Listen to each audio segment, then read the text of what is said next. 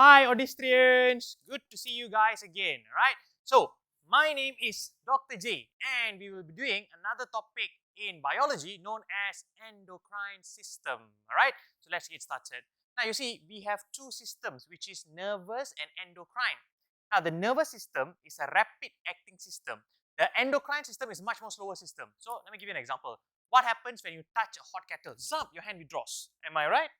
Yes. So, when you touch a hot kettle, the brain sends electrical impulses. That's the messenger. It is carried by nerve cells or neurons, right? It targets specific organs. For example, in this situation is the hand muscles, right? And it causes the effect of withdrawing my hands. It happens very rapidly, but the effect is short-lived. After my hand withdraws, there goes the effect. There is no continuation to the effect. As compared to your endocrine system, now you're talking about hormones, right? Now, the glands or endocrine glands, for example, the one in your head, releases growth hormone, right? So, the hormone is the agent. Now, it is carried by your bloodstream and it doesn't target specific organ, it targets the entire general system, right? So, every part of your body will grow proportionally, right? And then it causes a long-lasting effect, which means that you grow for almost 20 years of your lifetime. All right, so it is a very long-lasting effect. All right, so these are the general differences between your endocrine and your nervous. All right, you got that? All right. Now, next one. Let's take a look at the factories that produce hormones. We call them as endocrine glands. All right, now take a look. Now, these are the endocrine glands of the body. All right, we have the pituitary gland, the thyroid gland, the pancreas, adrenal gland, testes, and also the ovary. All right, so let me give you more space by disappearing. All right, now talking about your endocrine glands, all right, let's start with your thyroid gland. Now, your thyroid gland is actually going to produce a hormone called thyroxine. Thyroxine controls metabolism and normal mental and physical development. Now, the second hormone is pancreas, which releases insulin. The beta cells of the pancreas releases insulin. It converts excessive glucose to become glycogen. Then, pancreas also releases glucagon, which converts glycogen to become glucose. Right? Then we have the testes, which secretes testosterone, and it controls secondary sexual characteristic. And we have the ovaries, which produce estrogen and progesterone.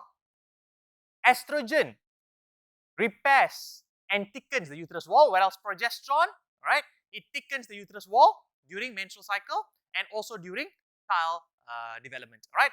And then coming to your adrenal gland. Your adrenal gland has two parts, outside and inside, but in bio we call it as cortex and medulla. Cortex is outside, medulla is inside. Now, the cortex has 3 hormones and the medulla has 2 hormones. Now, the medulla has adrenaline and noradrenaline, and the adrenaline prepares the body for emergency situation, or we call it fight or flight response, and noradrenaline is a type of neurotransmitter. Now, the cortex has 3 hormones, which is cortisol, aldosterone, and androgen. Cortisol is released during stress times. Aldosterone is involved in the reabsorption of mineral salt in the distal convoluted tubule that's inside your kidneys, and androgen controls the maturity of sexual organs. All right, and then, all right, after this, you have to know about your pituitary, which is the master gland. Why do we call it master? Is because it controls most of the other glands. Well, your pituitary is divided into the front and the back, like that.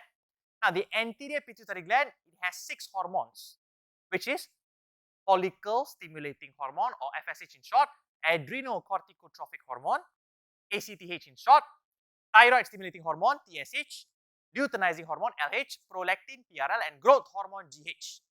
And the posterior only has 2, which is oxytocin and ADH.